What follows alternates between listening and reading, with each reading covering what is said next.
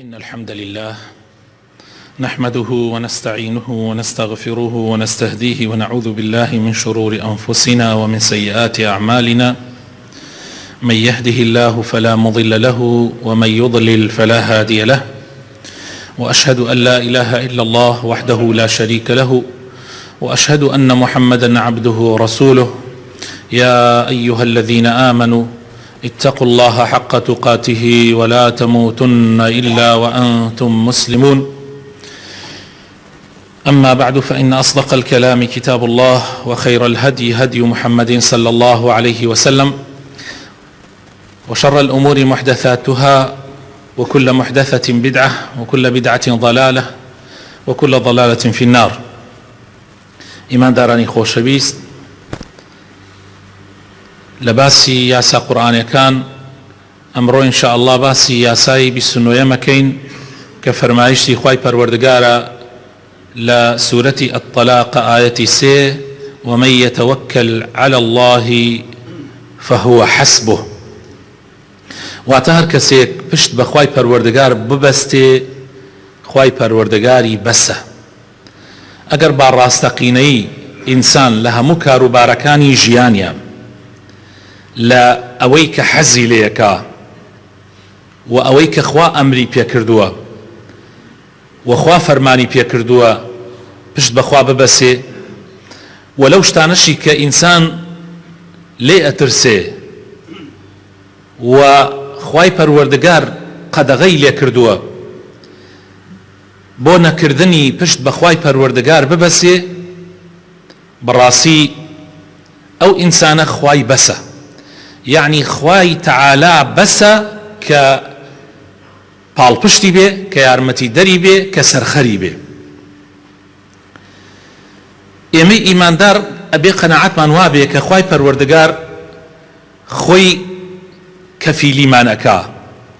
کەفیلی ڕزق، کەفیلی هەموو ئەوەی کە لە دنیاە پێویستمان پێیەتی خوای پەروەردگار کەفیلیەکە. خوای پەروەردگار بەڕێوەبەری هەموو کاروبارەکانی ئێمەیە. دەیکەوا بوو هەر ئەو شایستەیە ئێمە لە کاتی تەنگانە و ناڕەحەتیەکانە ڕووی تێ بکەین و پشتی پێ ببەسین، و لە کاتی خۆشیەکانیشە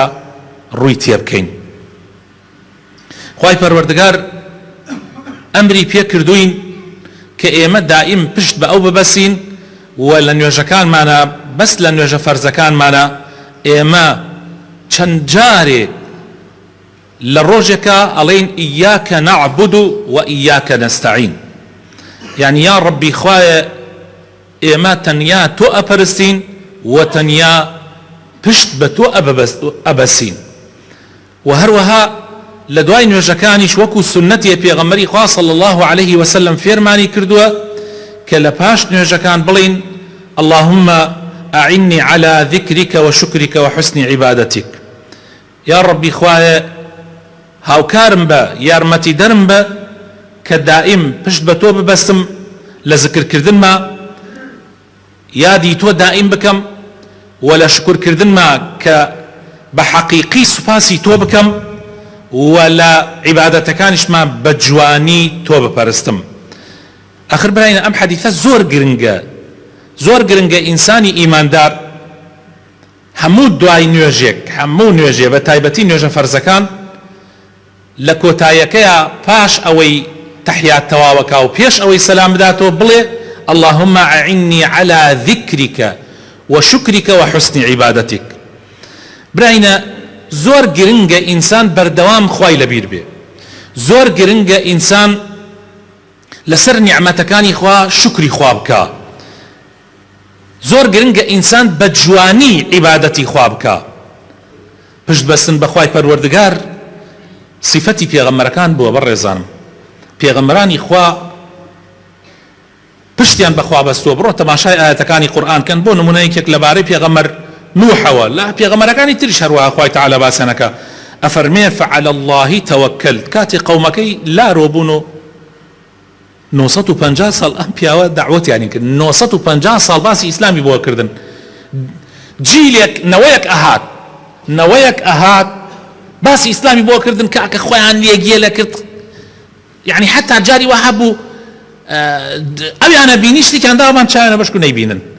كقصي بو أنا كرت فنجانا خصك جوتش كان بو يجوان لقصة كان شي نبي يا سبحان الله بيغمري إخوابه أم شيء فرمو بعد بردوام أبو حتى أو نوى أمانة بمربش كل الدواء أوان كوماليكي باشات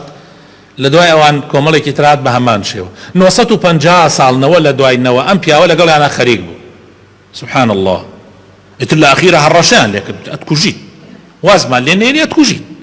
دبي الله بعد توزيك رابوارين كاك أم جيانا والرابواردنا جاء يش فرمي فعلى الله توكلت فأجمعوا أمركم وشركاء من بشتم بخواب بس تو أشيت أنا دستبرون بك پیغمبر موسى خوای تعالى فرمي درباري لسورة يونس فرمي وقال موسى يا قوم إن كنتم آمنتم بالله فعليه توكلوا إن كنتم مسلمين فقالوا على الله توكلنا ربنا لا تجعلنا فتنة للقوم الظالمين ونجنا برحمتك من القوم الكافرين بني إسرائيل موسى عليه السلام لشويكي درنقا لدستي فرعون درياني كرت وتي باب روينه بو مصر وامان طبعا فرعون زور دعوه الى فرعون كنت بلان فرعون هر كردو يعني كويلا بكار يعني هنابو ايشوكارو امانه رازين ابو بر الله ينكا شويكي درن قرار يندا درچل بني اسرائيل زور بون حتى اوترين زيكي 600,000 كسبون لبياني يعني كدرچون فرعون كبياني زاني بس سوبايكي زور غورو شويني هم كوت كرويشن جيشنا آويكين آوي نيل وكو بحر كوايا زور قوري وأمانة يا أما منالو بي بيرو جنو يعني زور زحمة بو جيشنا آوكا حيث برديك نبو برنو وفرعون يش لدواء انه بيني عند سوباكي هاد بو سوبا قوري زور زحمة بو موقفك زور قرز بو موسى عليه السلام فرموي پشت بخواي پروردگار بوسن خواي پروردگار چاريك من بوكا حتى اي كان بوتي اي موسى تو تخوا تخوا چاره من بوكا وتا امام بردم من بحرو دو مانيش فرعون نشبك يعني هي ايمان ضعيف لا ام زماني لا يخوش من هي او برسياراك جا موسى فرمي من پشتم بخواي پروردگار بس تو خواي پروردگار بأميد ما ناكا جاء لآخر لحظات خواي تعالى فرمي بعصاك بلا بحرك لدبول لدوانزش يونو بني إسرائيل تفربون شون أوبرا وأبو فرعون جيشك شكوت ندوان أم جاء خواي تعالى أمري كرب موسى دارك دوباره اللي داتو بحرك هاتك وهموس باكي فرعون لقل فرعون أخو شاخن كان پشت بسن بخواي پروردگار آوايا اگر براستقيني اما پشت بخوا بوسين خواي پروردگار فريامانا كوي پیغمبري خوا صلى الله عليه وسلم اجرته ومن افرمي ام كلمه ككلمه حسبنا الله ونعم الوكيل اما فرمايشتي ابراهيم بو عليه السلام ابراهيم بو عليه السلام كاتي قومكي برياريان دا اغريكي زور غوريان كردوا كفريدن نو اغرو بسودين لبروي اما شي باسي اخوان بوك باسي اسلاميان بوك باسي ديني حقيان بوك سبحان الله بسوتين جاء فريان داونا اغرك كفريان داونا اغرك لو كانت جبريل عليه السلام هاد بولا ابراهيم فرمي هيك احتياجيه كتنيه بيوسيه كتنيه وتي بوتو يعني بيوسين باتو نا والله هيك بيوسيه كمتوني بلان بيوسين بخواي پروردگار بله حسبي الله ونعم الوكيل من بشتم بخواي جوره بس تو خواشم بس خواي پروردگار اگركي بو كرده بردا وسلامه بو كرده ساردي بو كرده هيمني وخوشي بسريا سلامتي بسريا حتى امن خواي تعالى كات يفرمي اگرك ببردا وسلامه الله هرشي اگري دنيا بو لو كات لو لحظاته اتشتي ناستان لو لحظاتك خواي تعالى امري كربا اگرك واگرك بيت السلامت لسري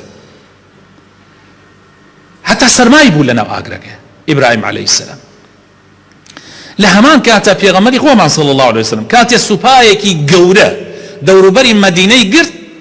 كوا داگيري كا يعني سوباكا زور قوره بول لتواناي مسلمانان انا بو بهيج ويك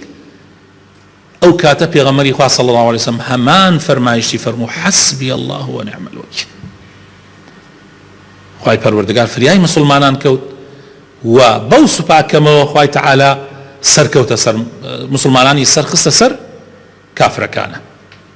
ولو الروجه بدوا بيغمري خاص الله صلى فرمي لامره بدوا يتر يما روينا سر اوان ناتوان بين سر يما يعني سيك سبحان الله اشتكى قرا تا او الروجه كافر كان اتنا سر مسلمانان بۆ داگیرکردنی مەدینە بەس لە ئەمڕۆ بەدواوە ئێمە غەزای ئەوانەکەین ئەوان ناتوان بێنە سەر ئێمە سەر فەزڵی خوای پەروەردەگار کە بەم وشەیە حەسبی الله ونعم الوەکیل من خوام بەسە پشت بە خوای پەروەردەگاری خۆم ئەبەسم جا پێغەمبەری خوا صلی الله عليه وسلم لە کاتی هیجرەتەکەشا کاتێ لە ناو غارەکەیە بوون و کافرەکان خۆی و ئەبوو بەکر کافرەکان هاتن دەم ئەشکەوتەکە لەو کاتە ئەبوو بەکر زۆر ترسا چونکە ئەوان ئەگەر تەماشای ژێر پێی خۆیانیان بکردایە ئیتر پێغەمبەری خوا ئەبوو بەکریان ئەبینی ئەبوو بەکر زۆر ئەترسا کە پێغەمبەر بگیرێت و ئەم ئیسلامە ئەم نوری ئیسلامە بکوژێتەوە حەجاران جارێ ئەی پێغەمبەری خوا ئەگەر تەماشای ژێر پێیان بکەن ئەمان بینن جا پێغەمبەری خوا صلی الله عليه وسلم فەرمووی ئەبوو بەکر گومانت چییە بە دوو کەس کە خوا سێمیان بێ گومانت چییە بە دوو کەس کە خوای پەروەردگار سێمیان بێ تەواو دڵنیا بە کە ئەوان ئێمە نابینن ئەمە ئیشی خوایە جا ئێمە فێر کراوین کەوا پشت بە خوای پەروەردگار بۆسین لە هەموو کاتێکمانە خۆشەویستەکانم کاتێ ئەتەوێت کاروبارێک ئەنجام بدەی لە ژیانتا ئیستیخارە بکە نوێژی ئیستیخارە خۆشەویستەکانم دوو ڕکات سونەتە دوو ڕکات سونەت ئەنجام ئەدەی لە پاش دوو ڕکاتەکە دەست بەرزەکەی تۆ داوا لە خوا ئەکەی ئەڵەی خوایە من ئەم کارە دەمە دەستی تۆ زانای من نەزانم تۆ بە توانای من هیچ توانایەکم نییە یا ڕەبی خوایە من ئەم کارەی کە ئەمەوێ بیکەم ناوی کارەکەت بێنە بۆ نمونە ئەو کچەی کە ئەمەوێت داوای کەم ئەو کارەی لە ژیانمە ئەو شتێک کە ئەمەوێ بیکڕم بۆ نمونە ئەتەوێت سیارەیە بکڕی بۆ نمونە ئەتەوێت خانوویە بکڕی ئەو کارێک کە ئەمەوێ بیکەم یا ڕەبی خوایە ئەگەر خێری دینی دنیامی تایە خێری دین و دنیامی تایە بۆمی ئاسان بکەی و بیکەی بە نەسیبم یا ڕەبی خوایە ئەگەر ئەو کارە شەڕی تایە بۆ دین و دنیام یا ڕەبی خوایە لە من دووری خەیتەوە منیش لە ئەو دوور خەیتەوە شتێکی تر بکەی بە نەسیبم کە خێری دین و دنیامی تیابێ ئەمە پێوترێن نوێژی ئیستیخارە وە زۆر گرنگە ئەمە پشت بەستنە بە خوای پەروەردگار لە هەموو کاروبارەکانتە هەتا پێغەمبەری خوا صلی الله علیه وسلم فەرمی حتا ئەگەر ویستت شتێ بەسیتیش بکڕی جلوبەرگێ بکڕی ئەم ئیستیخارەیە بکەی باشە ئەگەر ویستت قاتێ بکەی ئەم ئیستیخارەیە بکەی ئەگەر ویستت جووتێ پێڵاو بکڕی ئەم ئیستیخارەیە بکەی باشە برای نەجاری وا هەیە تیاچوونی تۆ بۆ قاتەکەی بەرتۆیە جداری وایە ئەو قاتەی بەرتە بێتە هۆی تیاچوونت ئەو پێڵاوانەی پاتە بێتە هۆی تیاچوونت لەبەر ئەوە ئینسان ئیستیخارە بکات لە هەر شتێکا کە ئەیکا لەم ژیانە ئینشاء الله خێر و بەرەکەتی تایە ئەوە پشت بەستنە بە خوای پەروەردگار و هەروەها کاتێک ئەڕۆینە بەرامبەر دوژمن کاتێک کەسێک تووشی دوژمنێکە بین تووشی کەسێکی خراپە بین کە تەعدامان لێ بکا لەو کاتە زۆر ضرورە بڵێ حەسبی الله ونعم الوەکیل حەسبی الله ونعم الوەکیل بیدەیتە دەستی خوای پەروەردگار بۆیە سنەتە ئینسان لە ڕۆژێکە بەیانیان و ئێوارانیش بەیانیان و ئێوارانیش هەموو ڕۆژێک لە دوای نوێژی بەیانی و لە دوای نوێژی عەسر حەوت جار بڵێ حەسبی الله لا إله إلا هو عليه توكلت وهو رب العرش العظيم حەوت جار لە کاتی مصیبەتە کاتێ تووشی مصیبەتێک ئەبی ناڕەحەتیەک هەموومان تووشی ناڕەحەتی و ناخۆشی ئەبین سنەتە ئەو کاتە بڵێ اللهم رحمتك أرجو فلا تكلني إلى نفسي طرفة عين يا ربي من رحمتي تو هواي رحمتي توما مم دستي خوم بچاوتروکانێکیش ربي من ئەگەر یەک چاوتروکان دەسم لێ بەردەی منە فەوتیم یەک چاوتروکان خۆیان مەم دەرەدەستی خۆم هەموو کاروبارەکانم چاک بکە أصلح لي شأني كله لا إله إلا أنت کاتێک لە ماڵ دەرەچی براین ئەم دوعایانە بکەم مەزانن ئەگەر ئێستا ناتوانن لە بەریکەن دوایی وتارەکە ئەتوانن بیبیزنەوە یان ئەتوانن لە ئەزکارەکانە لە کتێبی ئەزکارەکانە یان لە گۆگڵا دەریکەن ئەم ذکرانە زۆر گرنگە بۆ تۆی مسلمان والله من هەر کاتێ تووشی مصیبەتێک هاتووم تووشی ناڕەحەتێک هاتووم والله براینە دوای بیرم کردوتە زکرەکانم نەخوێندووە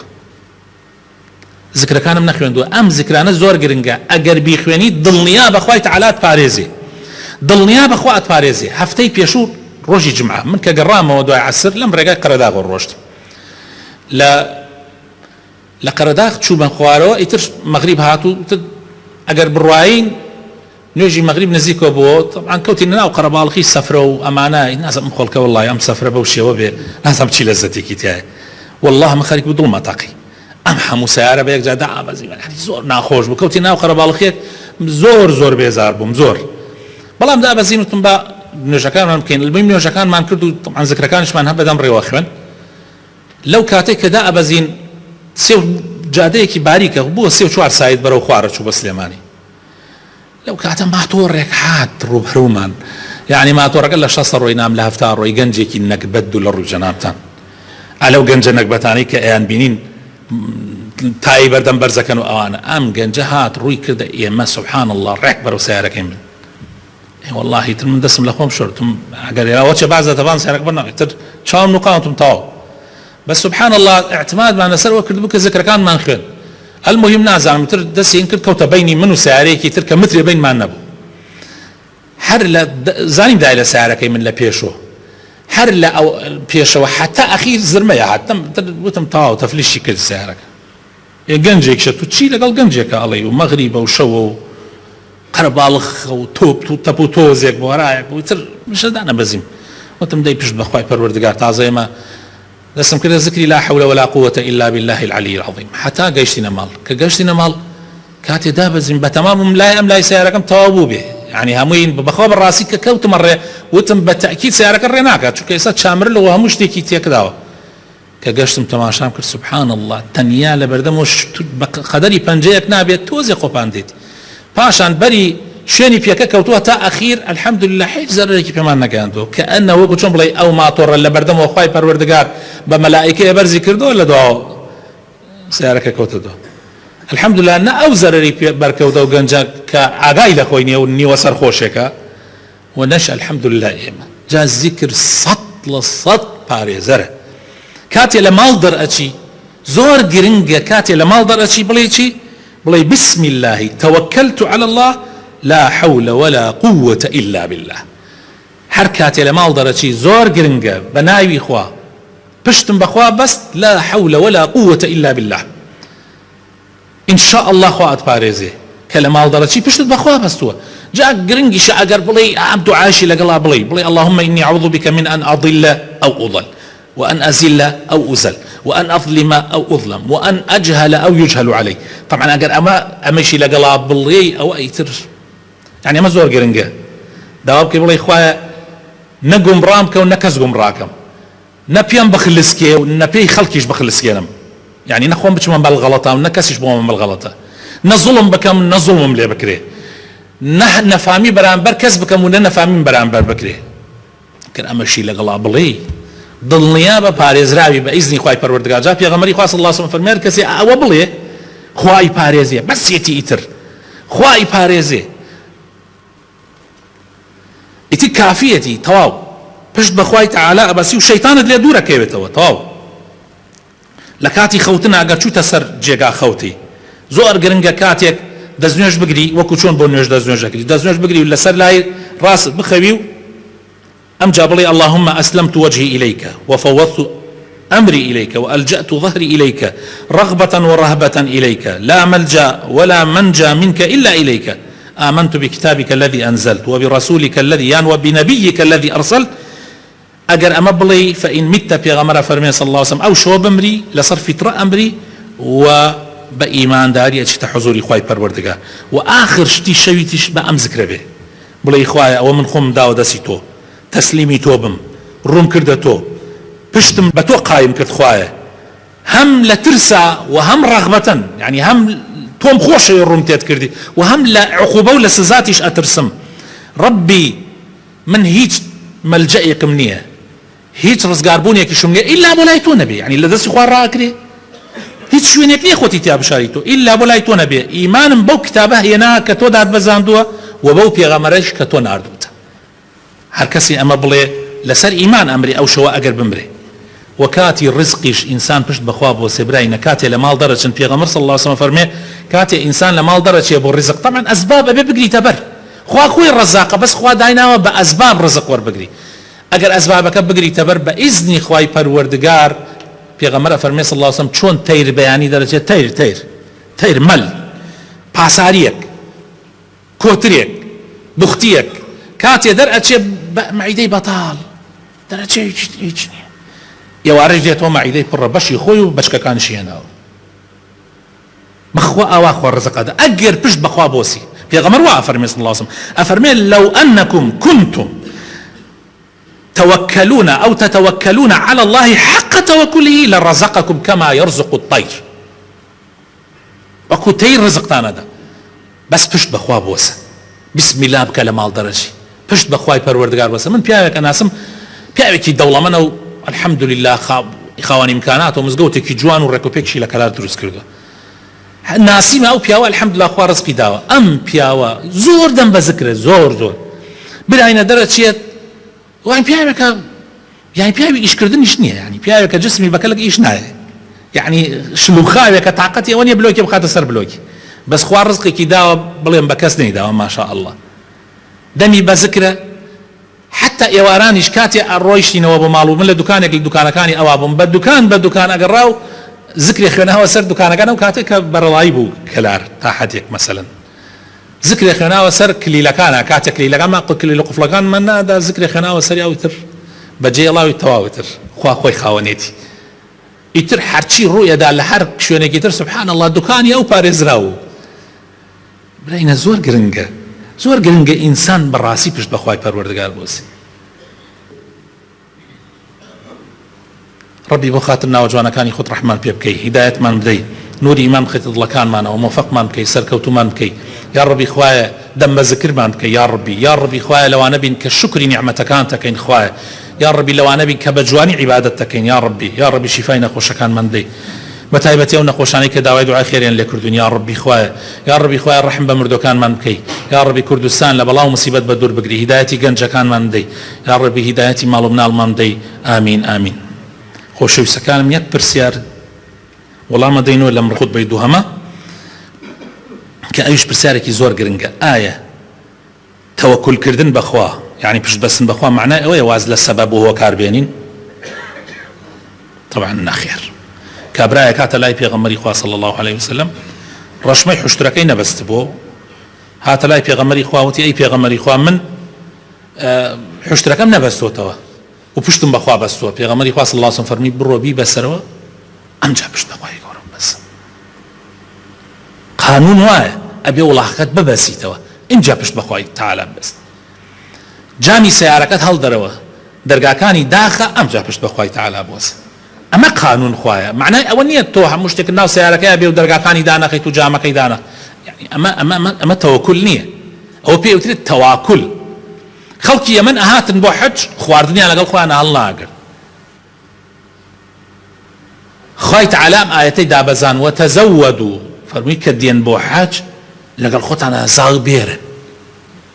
ئیمامی عومەر بینیانی وتی باشە ئێوە بۆ لەگەڵ خۆتانە خواردنتان نەهێناوە وتیان ئێمە پشتمان بەخوا بەستەوە. فەرمووی ئەوە تەوەکل نییە ئەوە تەواکولە ئەوە خۆ خەڵەتاندنە ئەوە تەمەڵیە ئێوە ئەیکەن. ئیمامی عومەر کۆمەڵی خەڵکی بینی لە ناو مزگەوتە دانیشتون دەرناچون لە مزگەوت. فەرمووی ئەوە بۆ دانیشتون؟ وتی وەڵڵا ئێمە بخۆمان دانیشتین عیبادەت دەکەین و ذکرەکەین و ئەمانە و پشتمان بەخوا بەستەوە. فەرمووی خوای تعالی ئاڵتوونوزی و نابارێنێتە خوار. ئەمە ڕاست نییە ئێوە یەکەن بڕۆن کاسبی بکەن لە کاتی نوێژەکانیشتا بێن بۆ نوێژەکان نابێت. ئەمە هەڵەیەکی زۆر گەورەیە هەندێک کەس وا تێگەیشتووە نابێ یعنی وەکو چۆن بڵێ ئەسباب وەربگرێ هەر بۆ یعنی ئەگەر تەماشاکەین ئەو ئایەتی کە لە سوورەتی جمعە خوای تعالی باسی نوێژی جمعە ئەکا ئەفەرمی ئەگەر بانگ دریا بۆ نوێژی جمعە بێن بۆ نوێژی جمعە واز لە کاسبی بێنن تەواوتر بێنن لای نوێژەکانتانەوە نەک واز لە سەفرە بێنن واز لە کاسبیش بێنن کاسبی کە ڕزقی تۆی ئەفەرمی وازی لێ بێن بۆ نوێژی جمعە. يا أيها الذين آمنوا إذا نودي للصلاة فاسعوا إلى ذكر الله وذروا البيع. بيع كرين وفروشتنش واز دكانك داخل بيبون يجي جمعة تواب خلق يمنك بون يجي خلق برابو عردنا شباب درا. على العموم هل لو آياتنا خواي پروردگار لأخيرا أفرمي أجر نيجي جمعة توابو فانتشروا في الأرض وابتغوا من فضل الله. هر نيجك توابو دائما شلنا ومزقو تبري من تعسر عبادتك ما غير يعني ايش نبي يعني وضعك يعني نوعه أفرمي يكسر هر نيجك توابو برون دسكن كاسب يكاني خوتان فانتشروا في الأرض وابتغوا من فضل الله. وابتغوا من فضل الله يعني بداية كاسب يكتانا برون تو نيجك توابو برون بكاسب يكانتان حتى نيجي جمعش جا ئەمە فێرمانەکە ئەسباب وەربگرین عیبادەت شوێنی خۆی هەیە لە کاتی خۆیە بەڵام لەگەڵ ئەوەشە حتا بۆ حەج تۆ بۆ حەج ناچی دروستە هەنیە شت بێنی لەوێ دەیرە بیفرۆشی يعني دروسە حەڵاڵە لە کاتی حەجا تجارەتشی لەگەڵا بکەی تۆ عیبادەتەکە تەکەی لەگەڵ ئەوەشە دروستە تجارەتیش بکەی ئەمە ئاەتی قورئانی لەسەرە کەوا بوو ئەسباب وەرگرتن پێویستە